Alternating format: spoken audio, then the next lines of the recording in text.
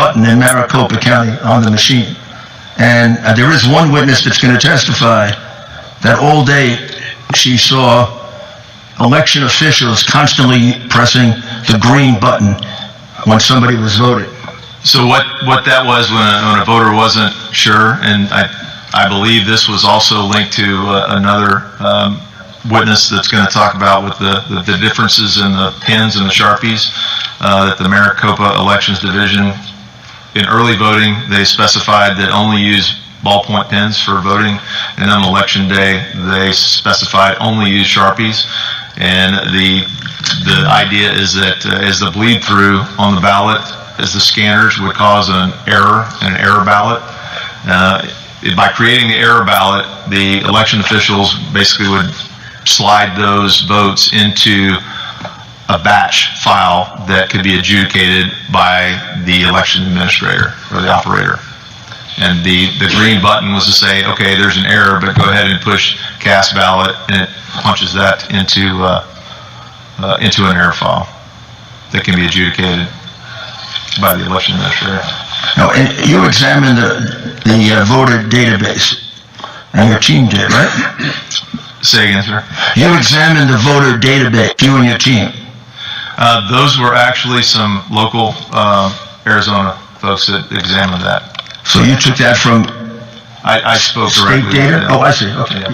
You spoke directly to whom? To local investigators here. And you have here voter database discrepancies. 6,000 voters, at least, entered into database with no sex and default date of birth, and they're non-existent in LexisNexis. Correct, and I believe there will be a witness to discuss that later this morning. So unless those can be discovered, those votes would have to be eliminated. Correct, and it was explained to me that the way that happens is that you can register online for a driver's license at the same time you can register for voter registration.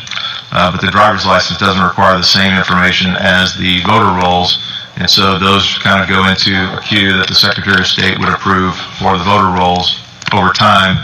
But there appear to be 6,000 voters that are on the voter rolls in the voter database with no sex and a default date of birth. So in other words, they entered 0101, 1900 or whatever that date was.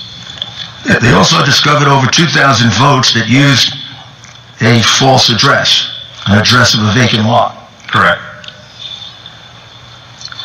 You already told us about the 487 mail-in votes that were not verified with regard to signature in Pima County, in Maricopa County. Correct. Also, in Pima and Maricopa County, Republican poll watchers were very often forced to stay outside, and unable to view the vote process. Correct. And is there an estimate of the number of illegal immigrants that voted in the election? Has anyone done an estimate of that? The American Immigration Council suggests that there are about 300,000 ineligible voters, and then one of the local newspaper reported that there were another 312,000, I believe, non-incarcerated felons and other ineligible voters. Has any attempt been made to investigate that, to determine if they can locate a sufficient number of illegal immigrants voting illegally that would have a bearing on the outcome of the election? That would really be done by the county election officials. But it hasn't been done. Not. And they're going to certify the vote apparently without doing it. I'm not aware if they. Well, it would be. You'd have to be an idiot not to think that illegal aliens and immigrants voted, right? It's very possible. How many are there in Arizona? Approximately. Anybody's guess, but what's the lowest number? Can anybody help me with that? Question for the local legislatures. 5 million? 4 million? I wish we knew, sir. Pardon me? I wish we knew. Mr. Chairman. What's the lowest number we could use? 4 million? Representative Cook? Mr. Chairman, my colleague, Representative Townsend, and I have had several discussions over the past few weeks about that number, and she could provide that to Mr. Giuliani. Mr. Chair. Please, Ms. Townsend. Mr. Chair, is this on? Thank you, and Mr. Giuliani, Mayor Giuliani, I can't tell you how many people are in this state that are potentially can vote illegally as an illegal alien, but I can tell you that there is a way for them to vote under the federal-only voter program, meaning that someone here illegally or a fake name, anybody that can put together a voter registration card with a fake name, or if they're not eligible to vote and are not in the MVD system here in Arizona, when they register to vote, if they're not found in the MVD system, the DMV system, they're not there, then they're contacted to see, do you have a birth certificate? Do you have anything to prove your citizenship? When they don't answer, then their name is relegated to the federal-only voter list, which there's 36,000 in the state of Arizona of people who can't prove their citizenship, can't prove they exist, other than when they show up to Election Day, all they have to do is show their bank statement, their title to their car, anything you can reproduce on your own computer with your fake name on there or whatever, and onto a bank statement, and you get a ballot, and you can vote for president and your congressperson and senator. So up to 36,000 plus people in Arizona could potentially vote, and I do have the numbers of who has voted in Maricopa County is 4,100 of the true federal only, and another 4,000 that are supposedly out of state. So those alone haven't been researched deeply enough to know, does that name even exist as a person?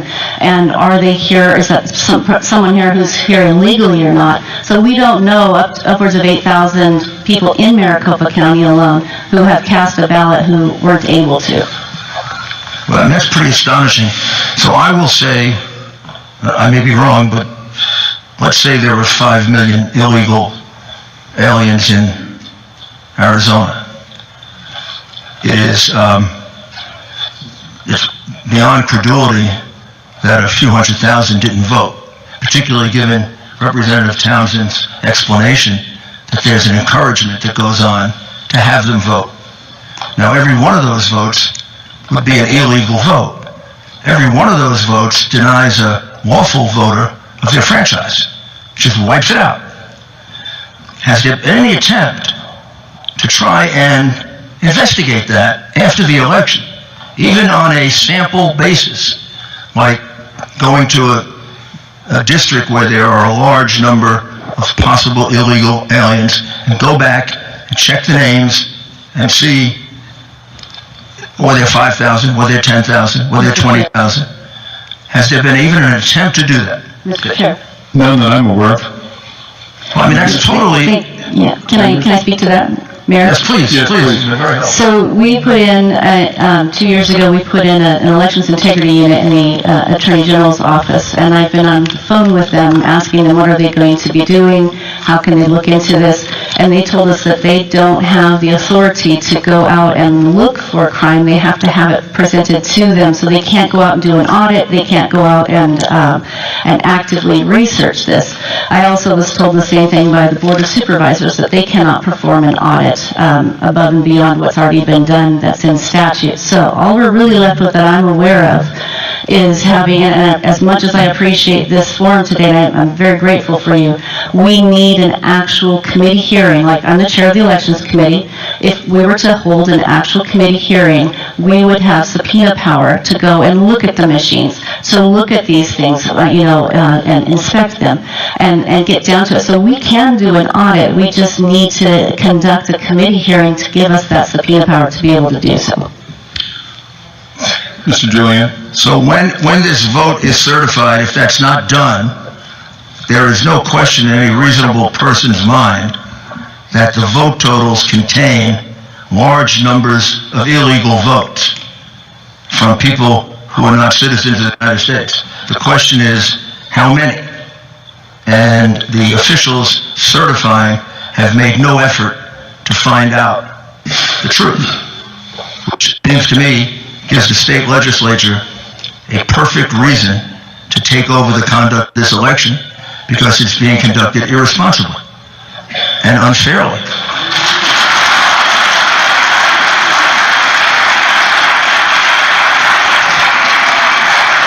why doesn't your state legislature exercise its responsibility under the Constitution? What's wrong with that? Mr. Giuliani, that is the essential question that we are here to ask. Good. So now, anything else? Colonel, you did a great job. He's available for any more questions. If you are done, available all day. if you are done, Mr. Giuliani, we do have a number of questions from the panel members for you, sir. Good. Yes, sir. The first thing I'd like to ask is, you spoke on system capability, and I know that much has been made of the excoriation of the state of Texas on the Dominion equipment, software, and all that. Can you provide just a very short comment on why they said, not only are we not recommending this, we're prohibiting the use of this equipment in our state? In a nutshell, vulnerabilities that were issued, not addressed, and not fixed. There were too many system vulnerabilities. Okay.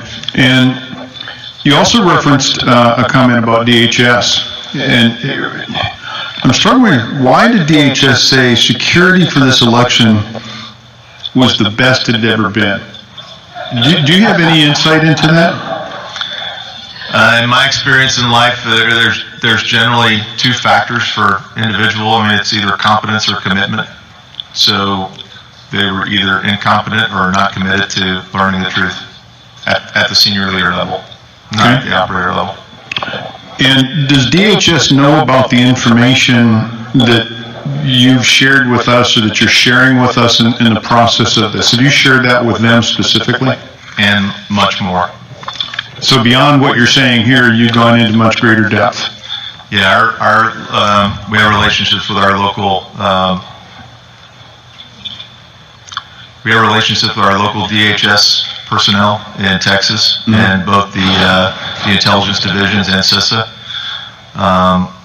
When I started working on this project in August, I called them up and said, "You guys have got to come out and look at it."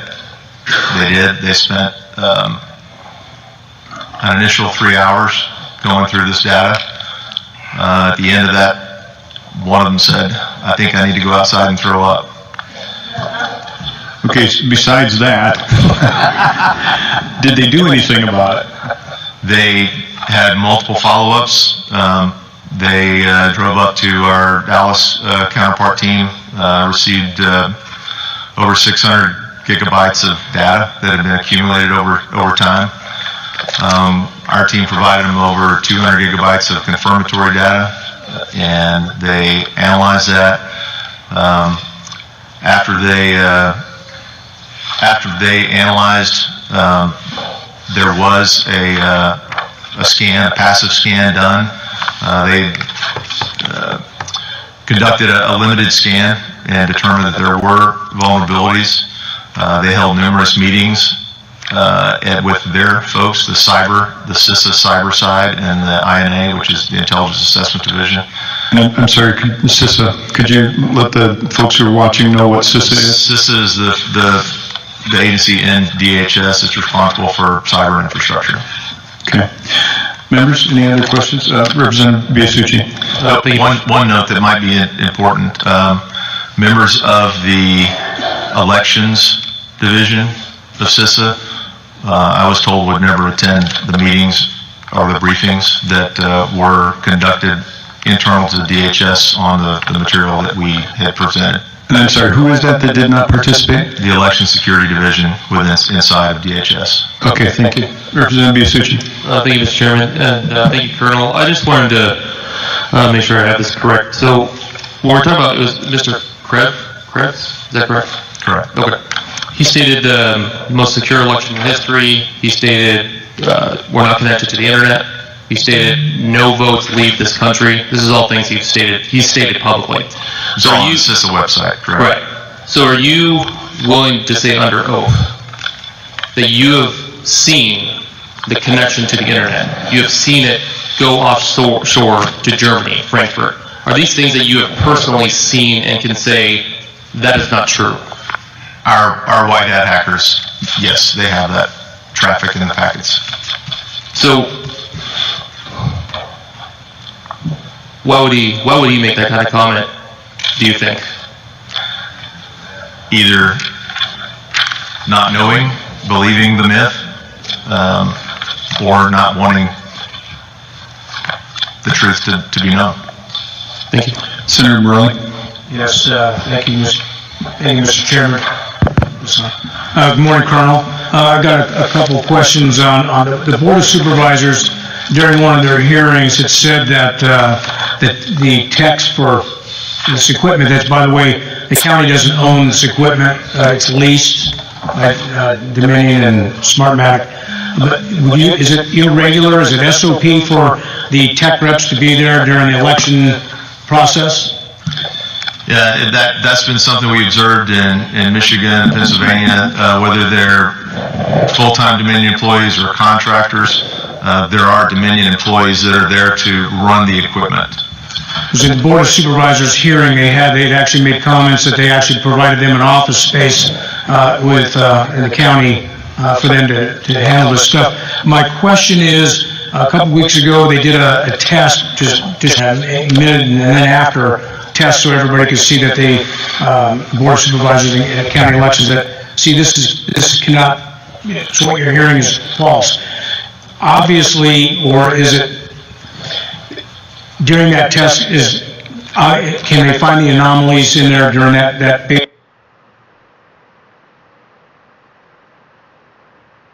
basically what I always call a dog and pony show? Would that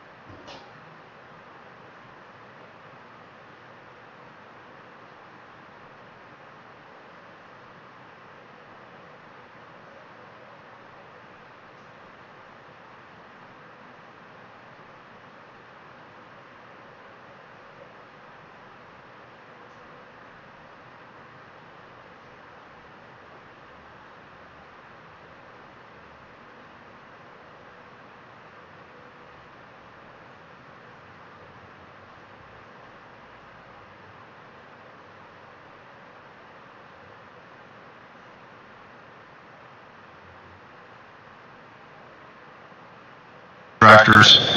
There are Dominion employees that are there to run the equipment. Was in the Board of Supervisors hearing, they'd actually made comments that they actually provided them an office space in the county for them to handle this stuff.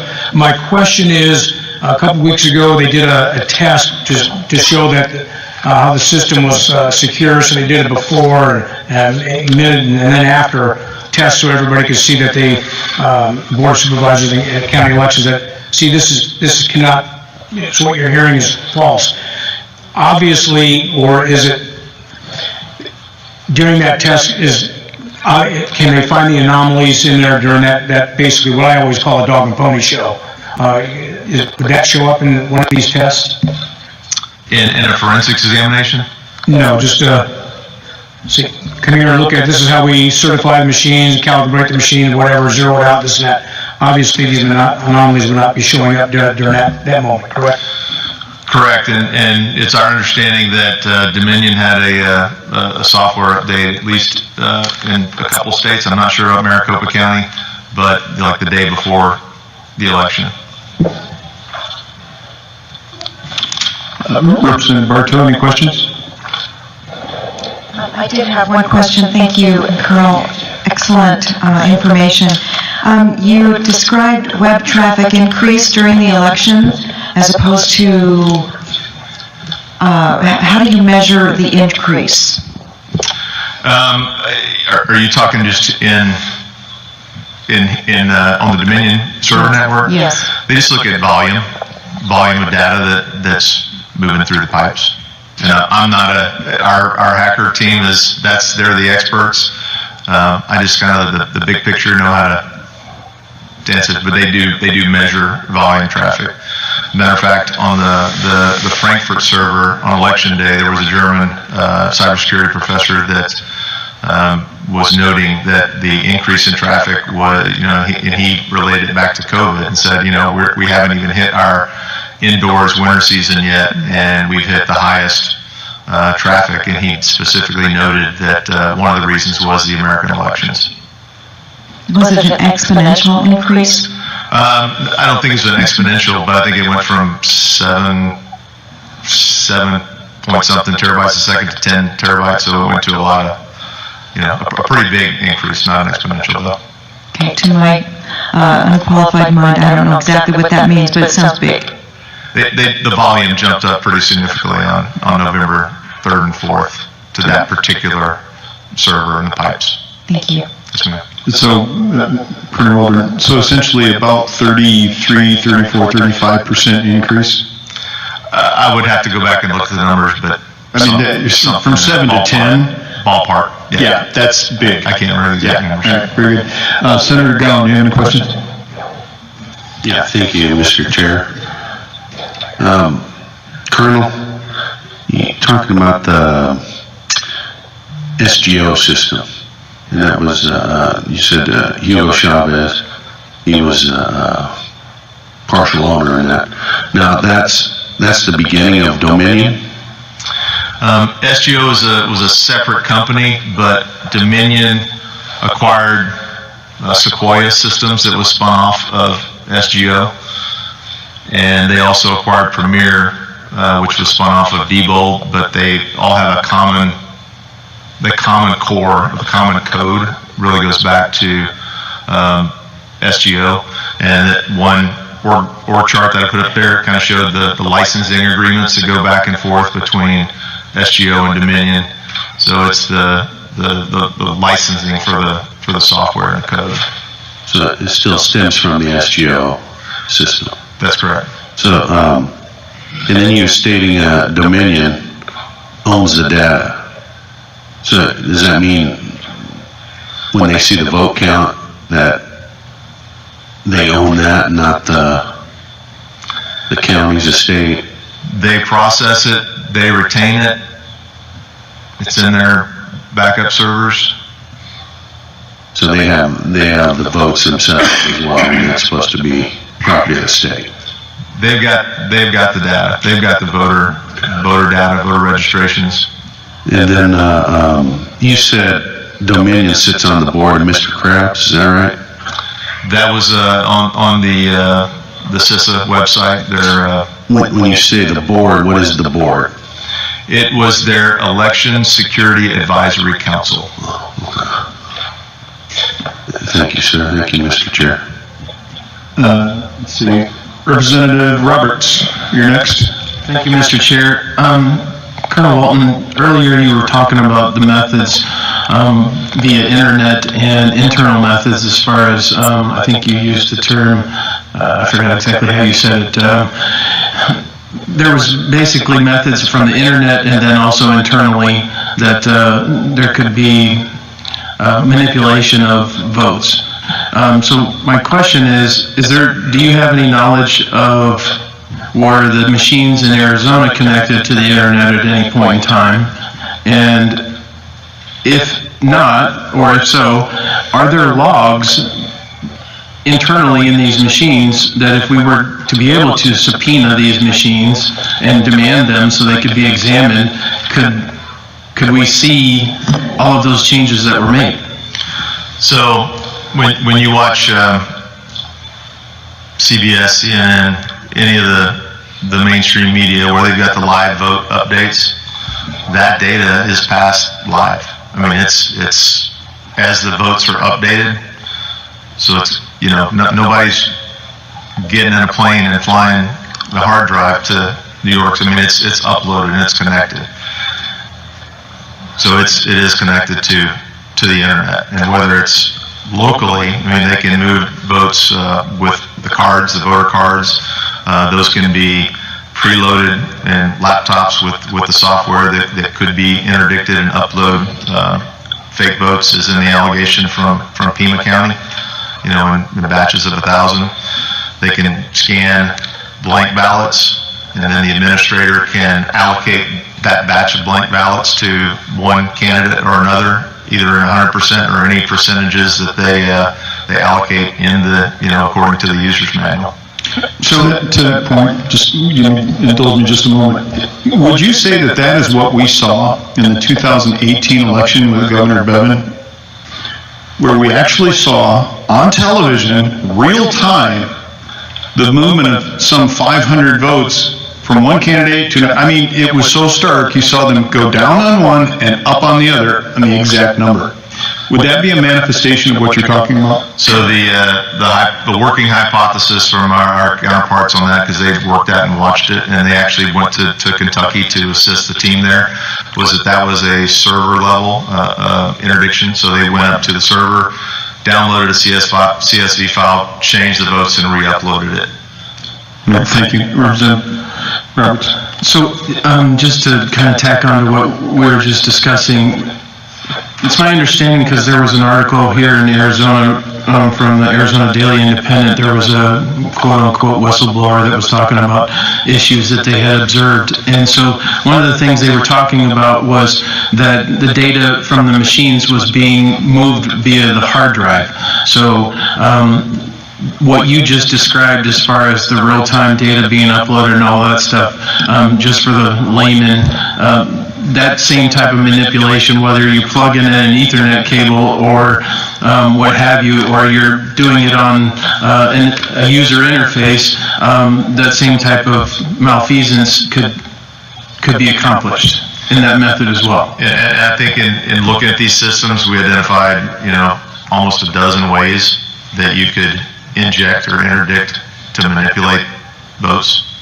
On that note, you said earlier that pretty much all of these machines have vulnerabilities. So is there any system out there that you're aware of that is worth exploring, or do we just need to go back to the paper ballot?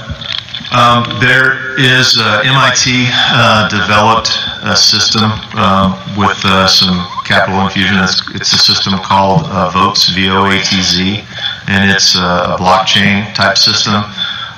Again, it's when I first became aware of this, I went and talked to some friends of mine who were bank presidents, and I said, okay, why can't we apply banking principles? Because if you want anything done right, you go talk to the money people. That's who protects their stuff.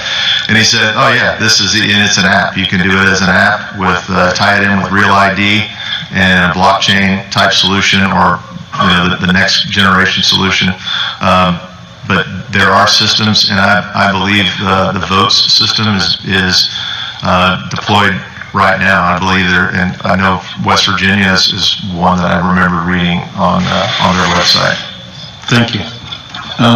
Sir, Senator Allen, any questions? Yes, thank you, Mr. Please Chairman. proceed. Thank you, Mr. Chairman, appreciate it. Thank you, Colonel, so much for being here today. I'd like to go back to the Board of Supervisors letter where they talk about certifying the Maricopa County election. And they have 5 points that they make for the reason why they call this a reliable election. And my concern is, of course, over the Dominion tabulation equipment. They said it was vetted by bipartisan equipment certification advisory committee before the contract was finalized. And as required by law, the committee tested the functionality and accuracy of tabulation equipment before it was used in any Arizona election. Well, after listening to your testimony, that does not give me any confidence, because the machines, of course, can perform very accurately. It's after the fact, after the election starts, after the ballot is starting to be put into the machine that these problems start arising. So is that accurate to say that this should not give us confidence about this being a reliable election?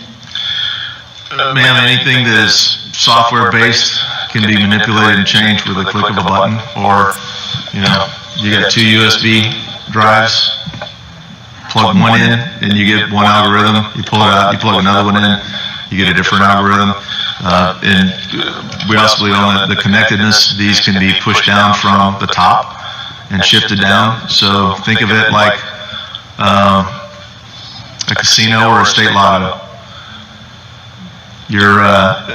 Whoever owns the eye in the sky, you can control the margins, and that's really, I think, what we're looking at. Well, certainly from your testimony, I can see that. And I have one more question, if I could, Mr. Chairman. I believe Senator Burley has it to that point. All right, go ahead. All right, please proceed. Well, I was going to switch down to the 1% early ballots that they did, and I had a question about that. So, Sonny, if you have something to what I said before, go ahead. Thank you, Mr. Chair. Colonel, so basically what you're saying, for example, since the techs are already there on site during the process, so the machine jams up and naturally they call the tech over there to go fix the unjam, they can literally, without anybody noticing, because they're the techie people, they can stick a thumb drive in there and upload, change the numbers, manipulate, whatever. There was an affidavit in Pennsylvania from, I think it was last week. A gentleman supervisor had a Ziploc bags full of USB drives, and they noted that he was inserting the USB drives into the machines at a much higher rate than would be necessary or that they had seen in the past. So, yes, it's very, very. So now I have it to that point. Forgive me, but what I think you're saying is that they have just created an electronic footprint, either in the data download that you're seeing real time, that you'd be seeing some kind of a spike, or is there something that's captured on the machine that itself, like a memory card that is resident on the machine, not that is actually talking to the hard drive? The machines, for the most part, the voting machines are just run by, removable software and data cards, the cards that actually hold the votes. The backup servers is really where the true story would reside, as far as the uploads, downloads, to change the error warnings for the mismatch errors. So would you be able to show with specificity a machine in Maricopa County going all the way across the pond, inserting data into a server? Or would it be an aggregate of all the machines that were in Maricopa County, for example? Is it by individual tabulator, or is it by the server here that collects? Can you help me understand that piece? Let me, That probably goes back to your headache graph, I'm thinking. Yeah, a schematic that sort of shows that.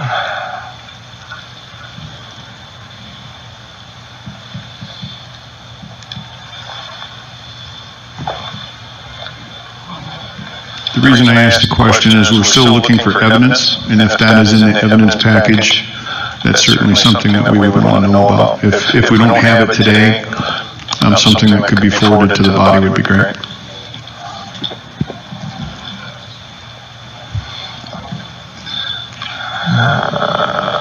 Let me see if I can make this bigger.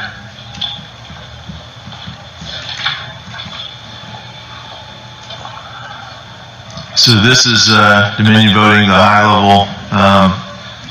It's a block diagram of how everything's connected, and I can print this off and provide it to you or whoever would do your audits.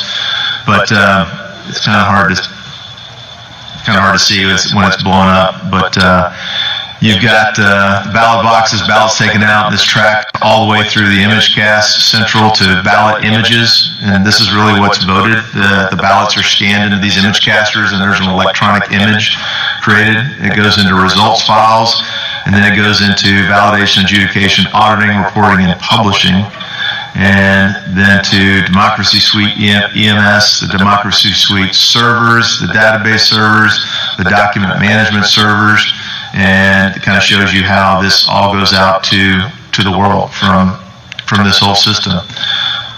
Election data, this is kind of the top feed to all these servers, but this is really, it's a network. I mean, it's a computer company. It's all networked. It has to be.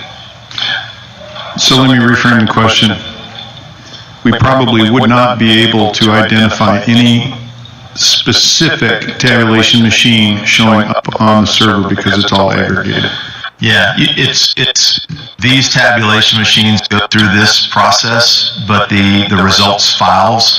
So if you work it backwards from the server, you would be able to go back to a ballot image, an electronic ballot image. All right, thank you. Senator Allen, you have another question? Thank you, Mr. Chairman.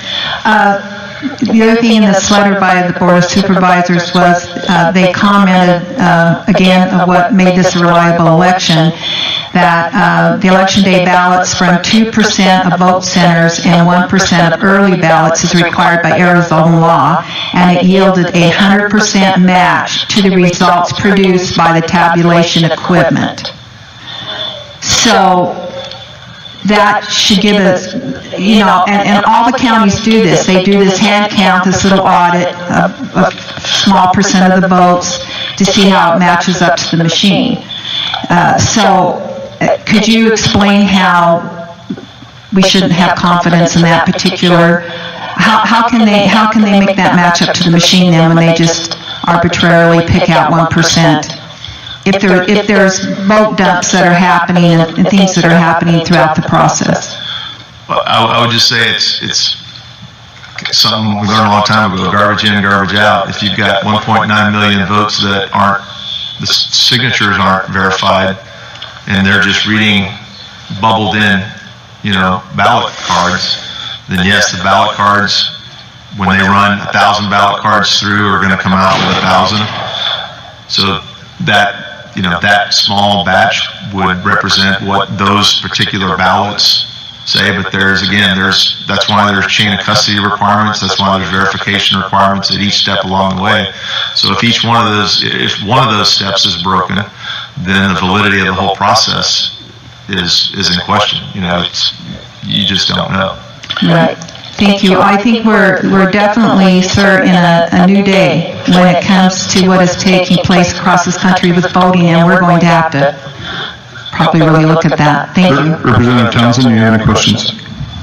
Thank you, Mr. Chair. And Colonel, I just have a quick follow-up to some of the stuff we've been talking about as far as the security of the machines themselves. And as we know, whether or not something happened or didn't happen, I'm most concerned with voter confidence. And if there's all these holes, then we're going to really deflate or collapse voter confidence. So I would like you to reassure me on one particular item. In the tabulation room, at the MCTEC here in Phoenix. In years past, you had to have a special badge, and only people that were certified to be in that room with the machines and the tabulation and all that were allowed in there. This year, adjudicators in that room in the tabulation of the machines. It would have been possible for somebody in that scenario to wander over to the machine and have a conversation with this number I'm talking about, or is it deeper than that, or something that's happened from world view? How secure are these machines? Because we know that there's a chain of custody on the hard right, and the machines we saw in the video left alone for almost a week in one of the living centers, unattended, unsecure. How could somebody, a regular person with nefarious intentions, walk the change the whole election by putting in the driver changing algorithms? That's something that could happen really different. Either an individual that has the systems, not to operate in the system, could have an impact in from the server. They could be sitting in Nigeria, and as long as they got an internet connection, they can get to that particular server. If they had access to, the data from the malware that's on the server, they can get the login and password from, a King County operator or an American County operator. So there are just so many places that they can be interdicted or penetrated.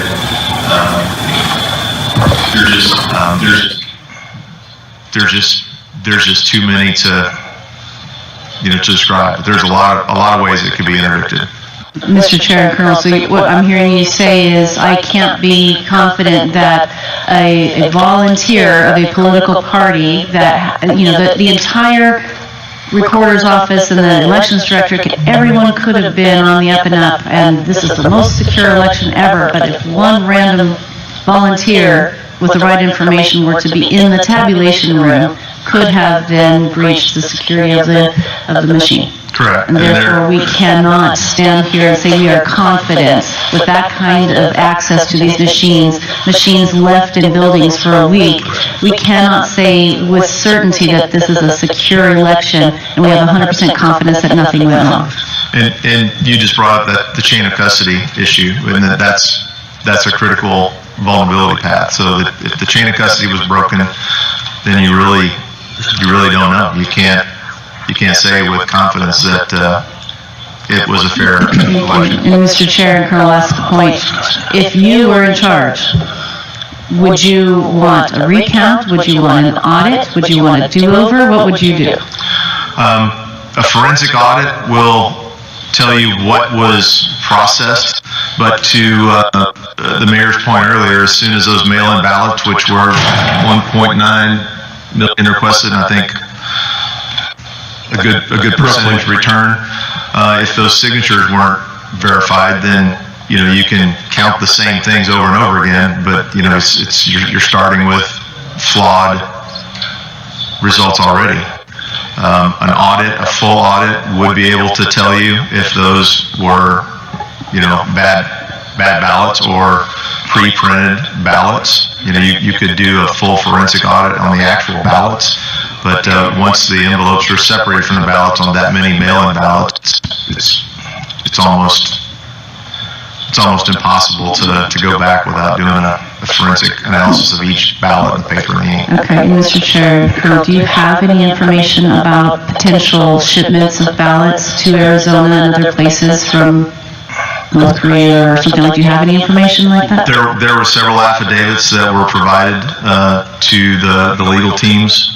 I don't have those affidavits with me now, but there were affidavits and suggestions, and I think more of those are in process to obtain more affidavits on those processes. Mr. Mayor, can you tell us whether or not you have got, I don't know if you heard the question, or do you have affidavits that counterfeit ballots were somehow shipped into Arizona? I have to look. All right, thank you. Representative Cook, any questions? Yes, Mr. Chairman, thank you, and I'll make it brief, but I do have some stuff that I'd like to say is that, Colonel, when I ran for office in 2016, I got a phone call one day that one of our county recorder's office information had been breached and all of the voter information was for sale on the dark web. That was my first instance of being a becoming representative about this hacking and computer stuff and what's out there. I just went through my third election as a top vote getter, and I would like to say that I continuously have been tried to be hacked on my personal or ledge account or whatever is out there on the internet. I later learned from people, Colonel, that the reason why this is done out of the country, and according to your graph, is that it is harder for us to track these people down and prosecute them when these computer anomalies and things happen from outside the country, inside our country and state. Would that be true? We would not have the legal jurisdiction to go seize or search a server outside of the U.S. Thank you, Colonel. And would this make sense that if you had a simple phone number and then you went on the internet and then researched that phone number of where you received the text message and it was from Ukraine, would that not be a red flag that your phone or information was trying to be attacked or infiltrated? Correct, it would be. Okay, so moving on to that, Colonel, what I've noticed is that about these voting machines and these plugged-in USB drives, when in fact, when we watch across this great country of ours, in many states, we have very few amount of counties compared to other states in here. You got to target 2 counties. If you notice that rural Arizona and rural Arizona legislators are up here, we're ready to go to work today. Our constituents demand it, and we demand it as their representatives to work for them to solve these problems.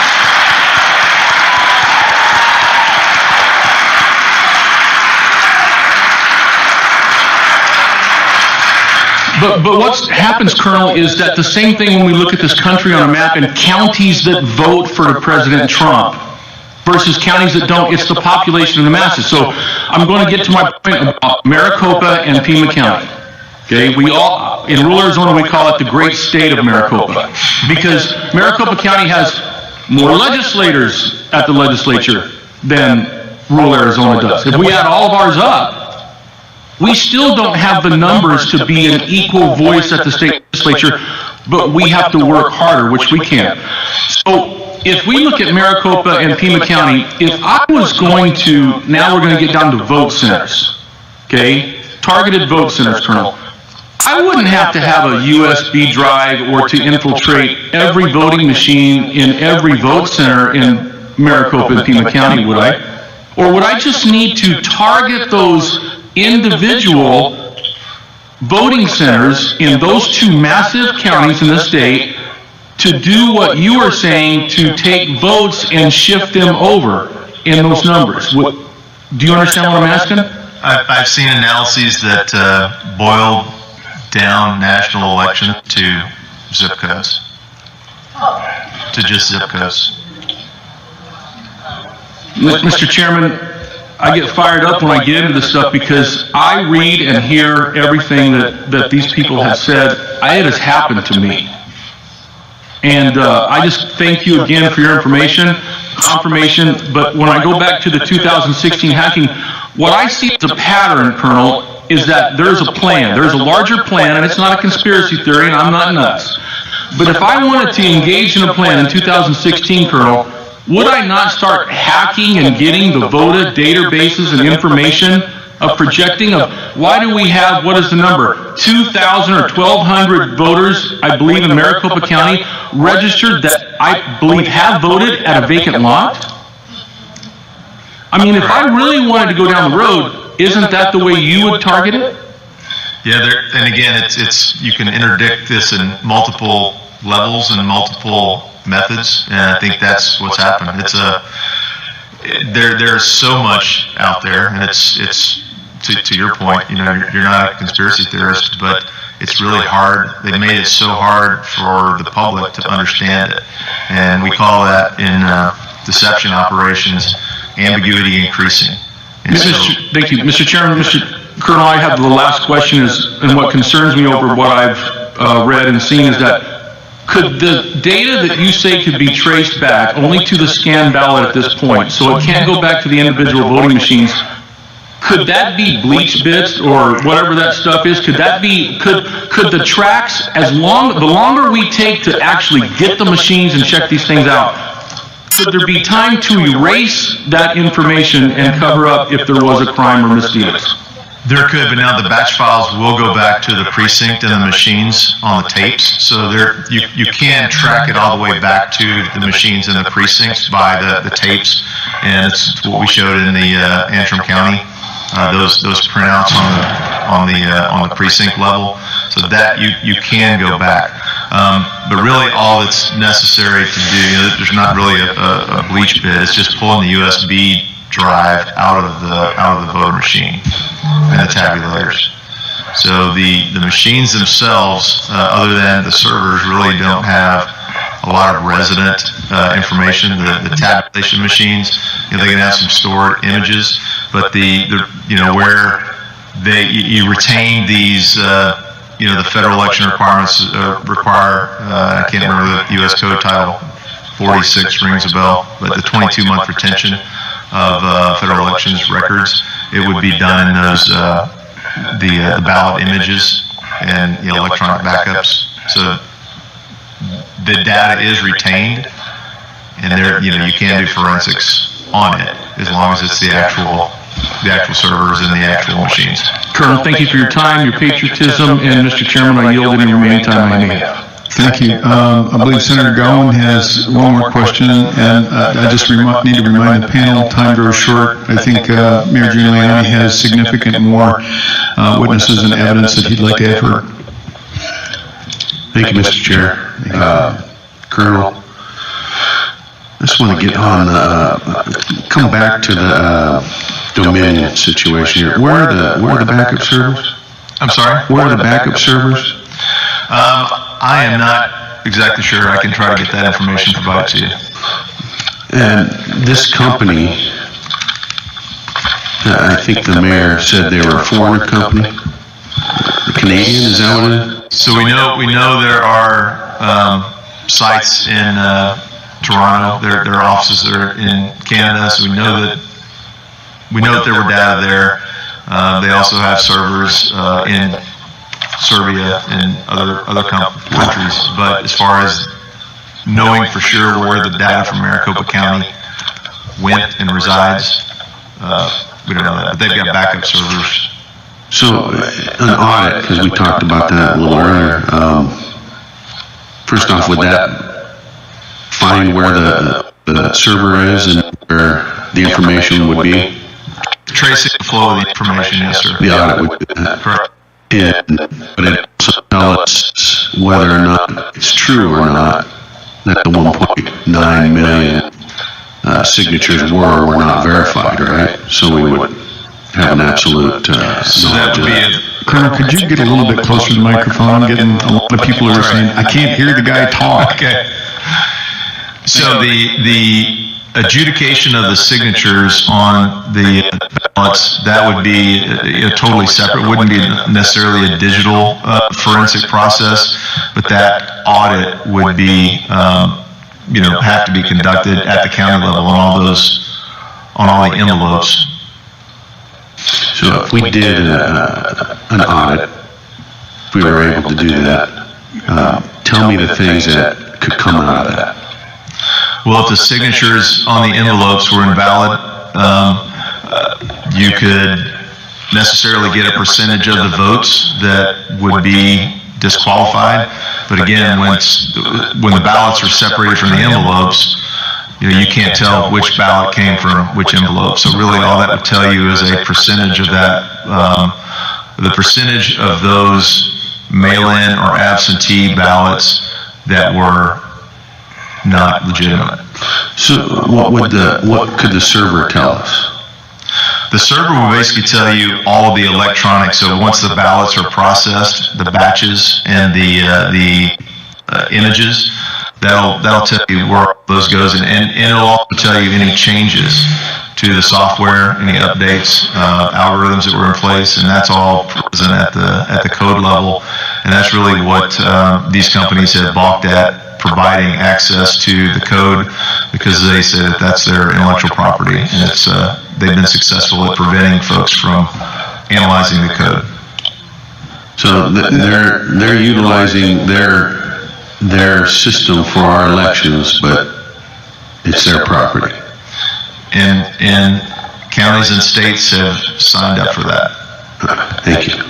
Senator Burley, final question. Mr. Chairman, and Colonel, just for clarity, not only can these machines be manipulated with a thumb drive and everything else, it can be changed remotely outside the voting center. That's correct, and there are references in the user's manual that show how they can do that. Thank you. Mayor Giuliani, anything else with your witness here? No, I think we covered everything. Thank you, Colonel. Do you have a next witness? I'm looking at the clock, and I know that we've got a time management issue with one of our witnesses. I think we should call Anna Orth. Okay. Because she has an appointment, and we'll call her first. Okay, and then after that, Senator Pat Colbeck, we need to make sure that we have him at the airport by 1 o'clock. All right, thank you very much. Anna Orth?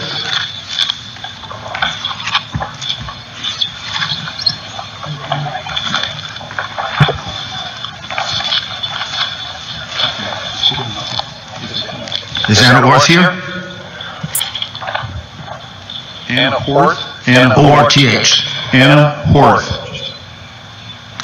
All right, we'll check on her. And let's go then to... All right, Senator Pat Colbeck. Just so folks know that we've got folks in a separate room, just so that we can bring them out and have some kind of order here. Senator Colbeck.